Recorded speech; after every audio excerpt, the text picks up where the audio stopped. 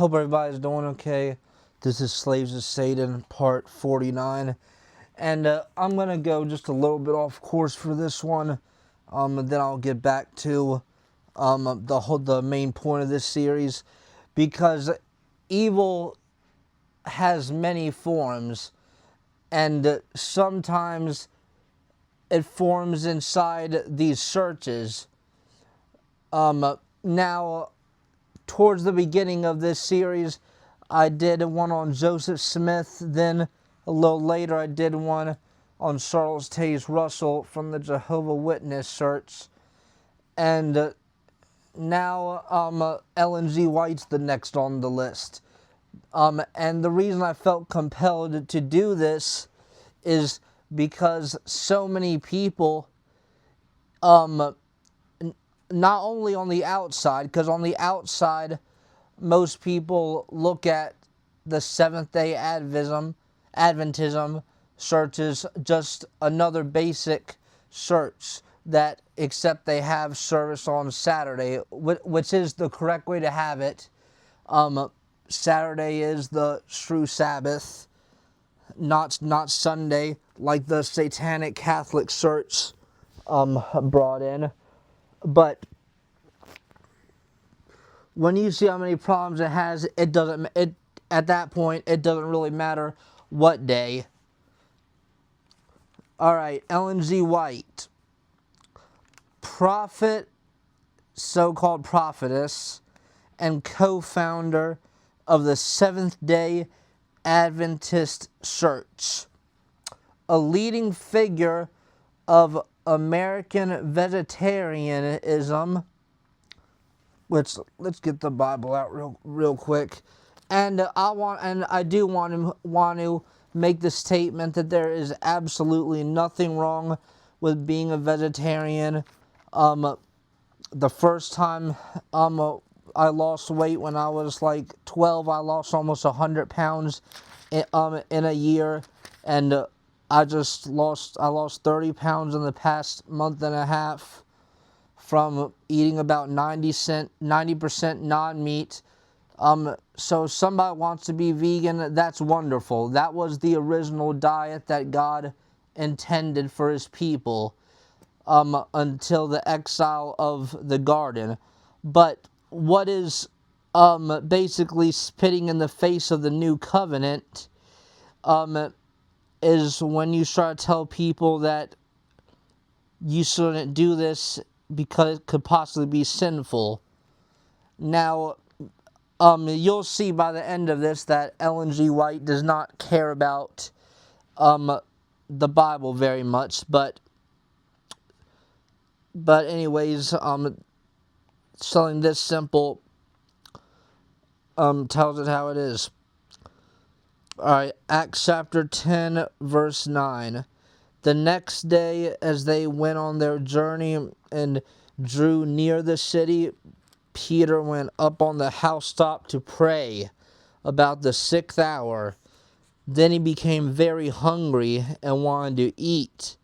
But while they made ready, he fell into a trance and saw heaven open and an object like a great sheet bound at 4 corners descending to him and lit down to the earth. In it were all kinds of 4-footed animals of the earth, wild beasts, creeping things, and birds of the air. And a voice came to him, "Rise, Peter, kill and eat." But Peter said, "No, so Lord, for I have never eaten anything common or unclean."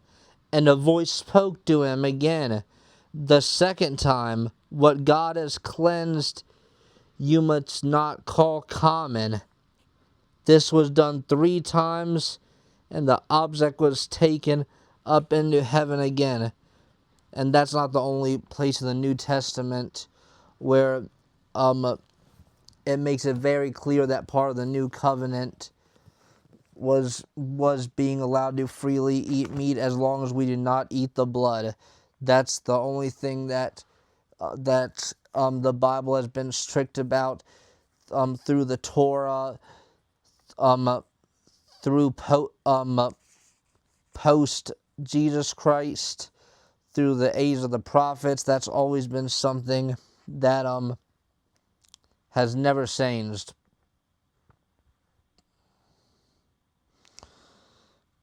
Okay. Now, the Smithsonian named her in the top 100 most significant Americans of all time. Okay, so there's a few things wrong with this. Well, if you know anything about the Smithsonian, then it should already be like alarm bells going off in your ears. But first of all, there's a lot of people that is a lot more deserving and a lot more famous, a lot more well-known, a lot more liked than Ellen G. White to be picked for the top 100 most significant Americans. But let me get on this Smithsonian thing. So if you're not familiar with it, they own a bunch of museums. I know they're all over D.C. I think they might be across the United States too. I believe they are. But they're a lot more than just a museum. But before I get to that, the museum is so deceptive on its own because it gives you this false reality that dinosaurs existed, which they absolutely did not. Now, gigantic creatures that exist, the Bible called them dragons. And those gigantic dinosaur sculptures, less than 20% is real bones. If they were that big and had those little stubby arms, they would never be able to sit or lay down, or they would never be able to get back up. They're lying to you. I have a video about it. I think it's like in the early 20s or something. But anyways, but the Smithsonian is into stuff even worse. So I don't think they were the ones that planned it, but the powers that be have stolen so many artifacts from specifically like Egypt, Iraq, Iran, basically any Middle East area, specifically other areas around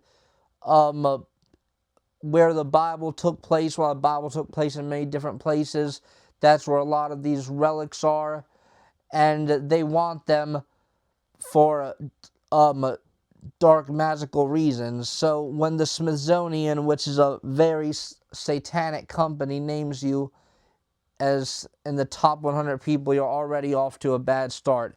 But believe me, there's a lot more, and the biggest proof is at the end. If you watch these, you know that these aren't clickbait. I'm not someone that just tries to come up with something.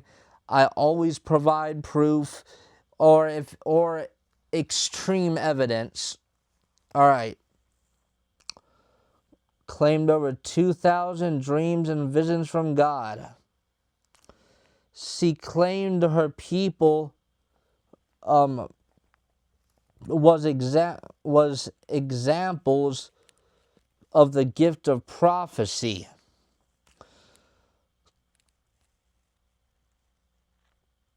Her search history is about the biblical cosmic conflict. Steps to Christ book was about child care training and education.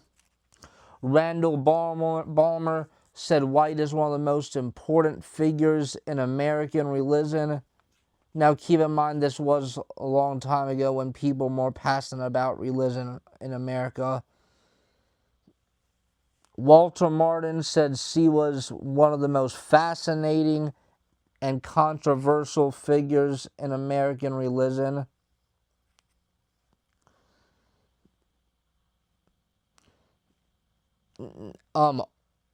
Author L. White said she wrote more than any other female nonfiction writer ever. And she actually wrote, combined with everything, she wrote 17 times the size of the King James Bible.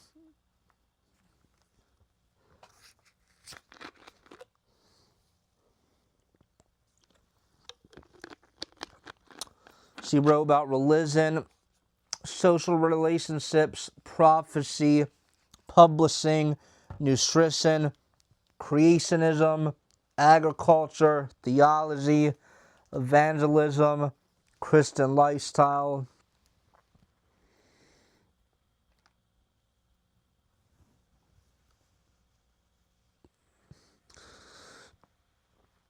And the earth. She helped establish schools and medical centers over the world. And remember, doing a lot of good things is not what the Lord asks of you. Well, the Lord wants you to, but that's not what gets your name in the book of life.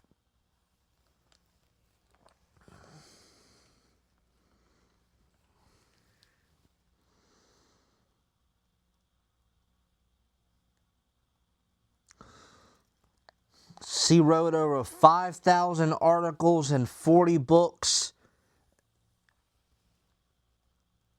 and 100,000 manuscripts. Her most famous books are Desires of Ages and The Great Controversy. Now,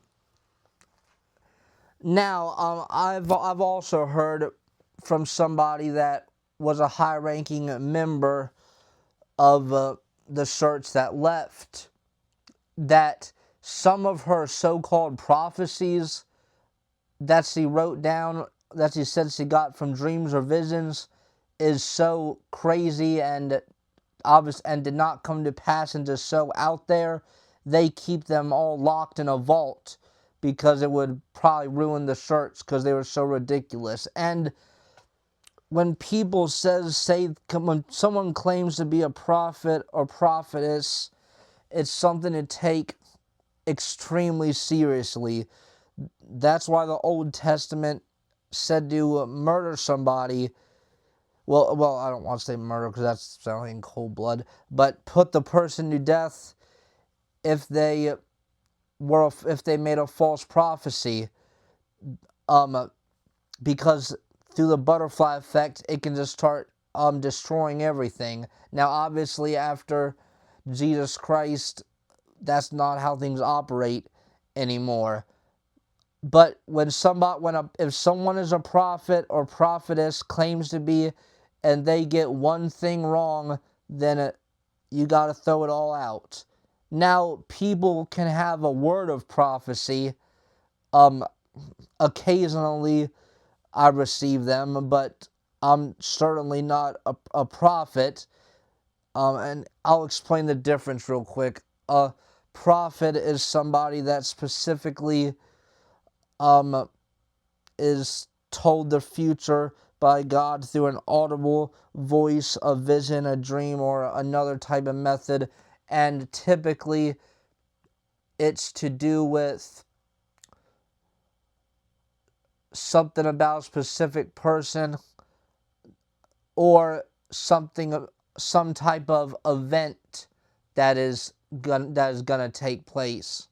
But if somebody says they had a word of prophecy, or I call it just a revelation, is when all of a sudden something just clicks in my mind to do or to tell somebody, and then very shortly after I understood exactly why I had that intuition. Alright. Now, at 9 years old, she was hit in the head with a rock.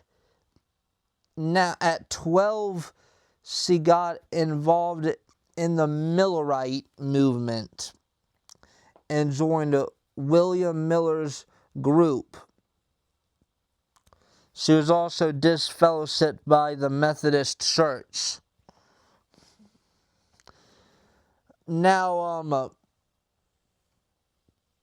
the Millerite movement was a guy that was a Baptist preacher. Then he went into the book of Daniel. He pretty much examined Daniel's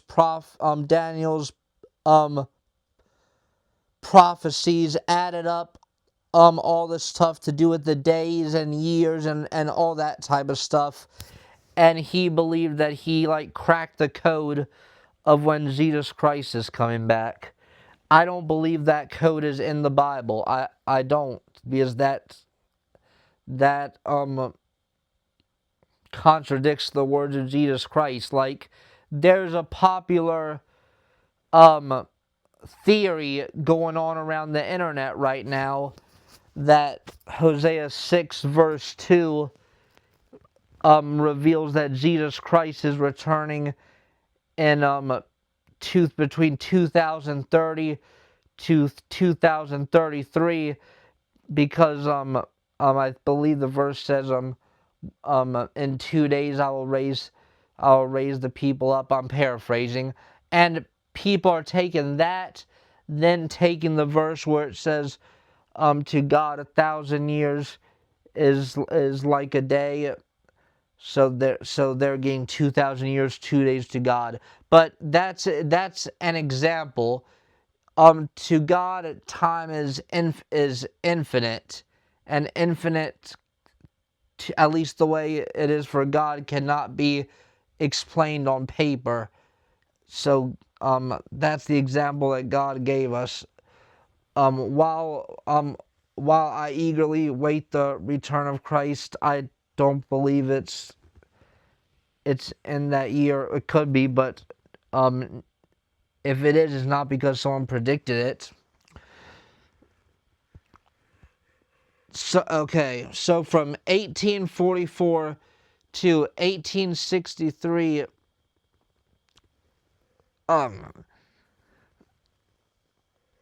she had 200 visions.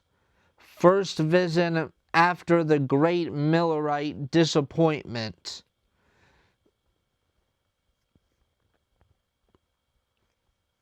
Now,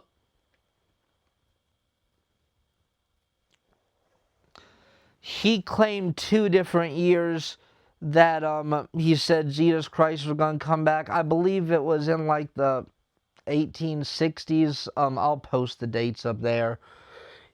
He at least did agree that he was wrong. He didn't just keep it going and on and on and on and on like the Jehovah's Witnesses did. So he did the right thing. He wrote I think it's a small book apologizing, but she just could not accept it. So basically what she told her her search in her own way is that it was basically in some way or another God's mistake that God made.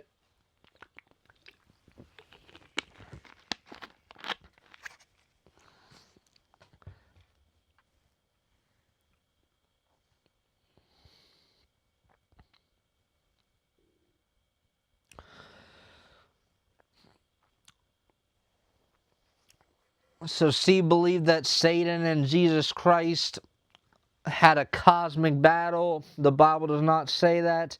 And to me, this is one of the worst things right here. She made it very clear that she did not believe that Jesus was God, and White believed Jesus got promoted to the same level as the Father after the rebellion of Lucifer. Okay, so during the early to mid 1800s, you had 3 Christian cults form. You had the Mormons, you had the JWs, the Jehovah's Witnesses, and you had the Seventh-day Advent Church. All three of them deny the deity of Jesus Christ. While God does give his people authority to judge them as far as if they're measuring up to Christ, I know that he does not give us authority of where someone will go in the afterlife. But to me, if you cannot believe and accept that Jesus Christ is God, then I would not have confidence about where he was going.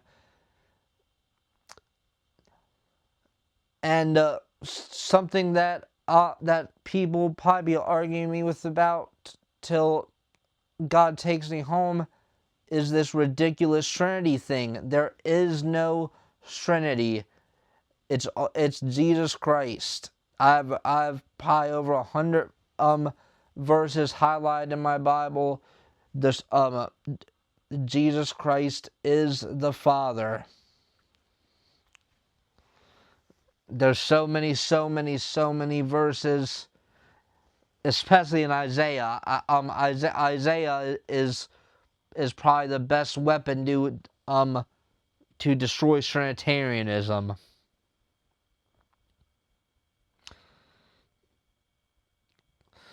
She was against spicy food. She was against medicine and doctors.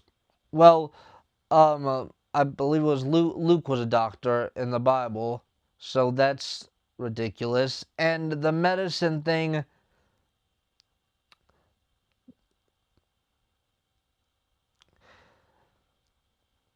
I would say any psychostriptic pharmakia, and I know in today's standards, basically anything almost that's prescription, they label as a psychostriptic, but I would say specifically what God does not want us to take is anything that puts you in a very altered state of consciousness.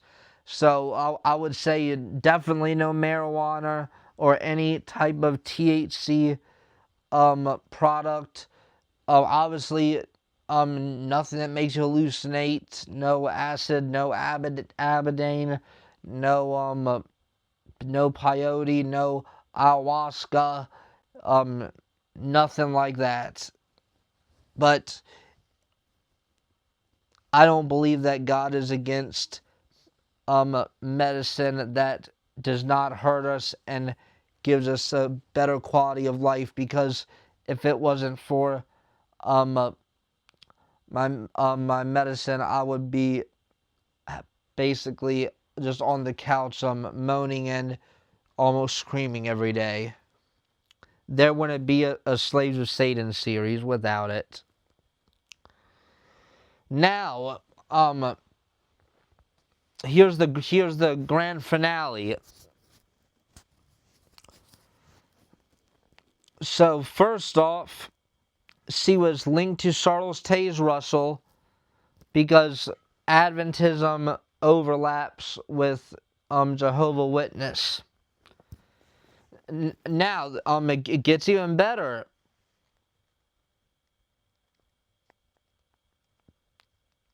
Her cousin was married to Joseph Smith, and I'm not really someone that believes in coincidences. I used to, but then when I really just started studying things extremely deep, I realized that everything is coordinated by the Lord Jesus Christ, the master of the universe.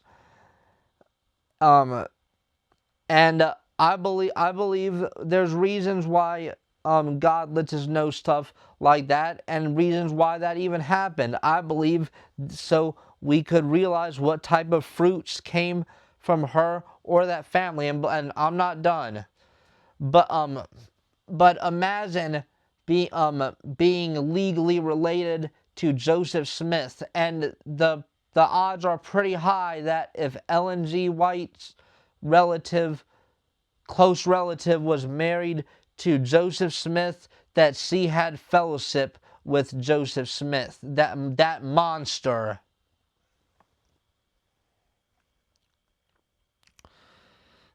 She also plagiarized the majority of her books.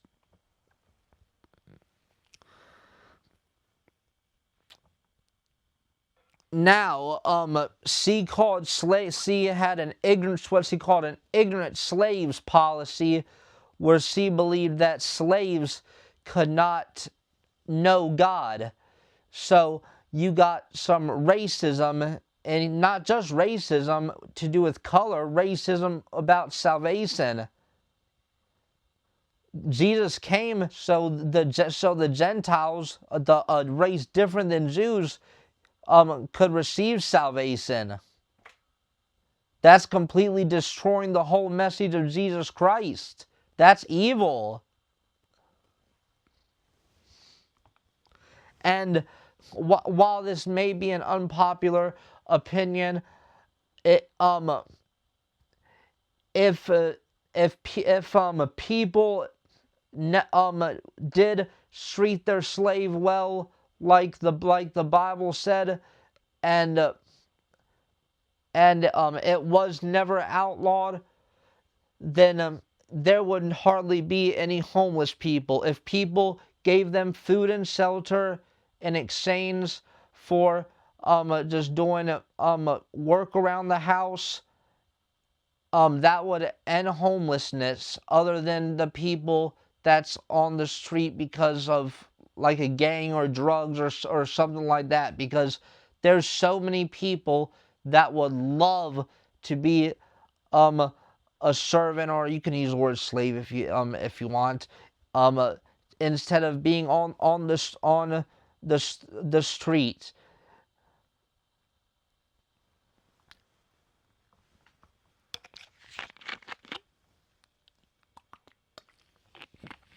And I'm not slavery, but I'm not pro having people suffer outside being homeless if there could be a way to work it out. The people that run the show want to see people out there suffering.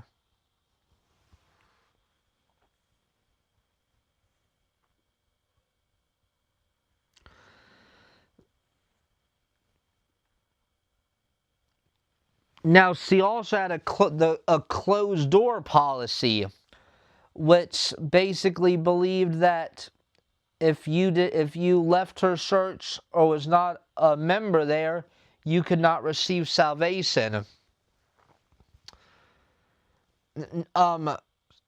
Shoot, I can't remember the name of it right now. I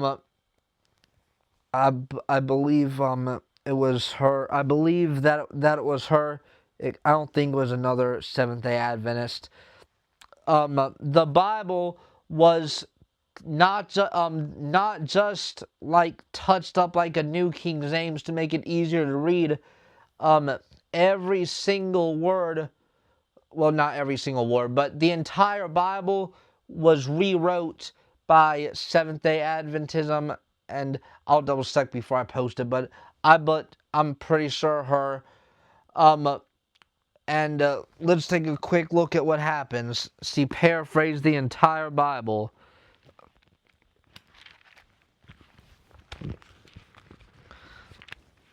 And I personally just believe, I just can't picture somebody rewriting the Bible to be saved. I hope she made it, but I just can't see somebody that's saved having some epiphany that they need to write a whole paraphrasement of the entire Bible.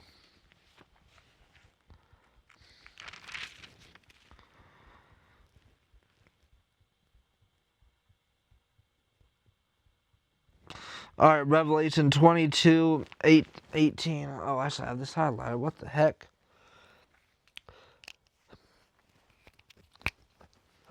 For I testify to everyone who hears the words of the prophecy of this book. If anyone adds to these things, God will add to him the plagues that are written in this book. And if anyone takes away from the words of the book of this prophecy, God shall take away his part from the book of life,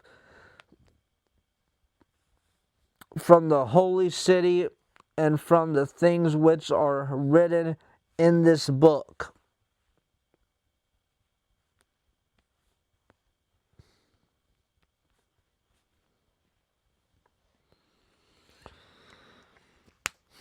So I cannot picture a fundamentalist Bible believing Christian to even have the nerve to rewrite the Bible. Now we're at the grand finale. So if you've watched these, then you know quite a lot about Freemasonry, because it's something that's not the main thing I focus on exposing, because there's other people that do that, but it overlaps so much.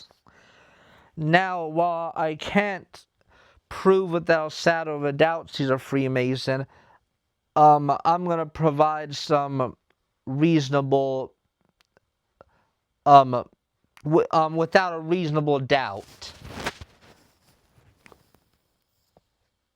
So look, her gravestone has an obelisk, which, if you don't know, that's what Freemasons get when they get buried. And the reason why is because Freemasonry is a continuation of the ancient fertility cults, which means focused on reproduction and sex. One of the many gods in their polytheistic system is the phallus. So whenever you see those obelisks, that's what it means. That's what the Washington Monument means. That's a 666-foot phallus. But they tried to be deceptive about it, because when you look at that obelisk in DC, it's 555 feet, but under the ground it's 111 feet. So you got exactly 666, and also the way it reflects onto the water is on purpose, to represent the as above, so below, Hermes Trismegistus emerald tablet type of thing. She was also accused of doing a lot of Masonic hand signs. And this is the last thing I got for you. So in her books, she always talked about the all-seeing eye of God. Now, I know that at this point it was not put on the dollar bill, so I'm not going to get into what that whole thing means, because that's even worse. But not only should she have basic discernment, God's given me, I have 3 gifts of the Holy Spirit. One of them is discernment. Discernment of spirits, but every Christian should have basic discernment. And referring to God as an all-seeing eye is actually very disrespectful, because God does not need to use an eye to see it. In the Bible, there's many verses that will talk about God seeing somebody, or it might speak of his eye, but that's so the readers can understand it. God dictated the Bible so people could understand it. But a supreme being is incomprehensible on how they even activate. They have senses that we cannot even imagine. And if you're still having doubt about it, and you feel like someone's making too big of a deal about a book, let's look at the Seventh-day Adventist Church.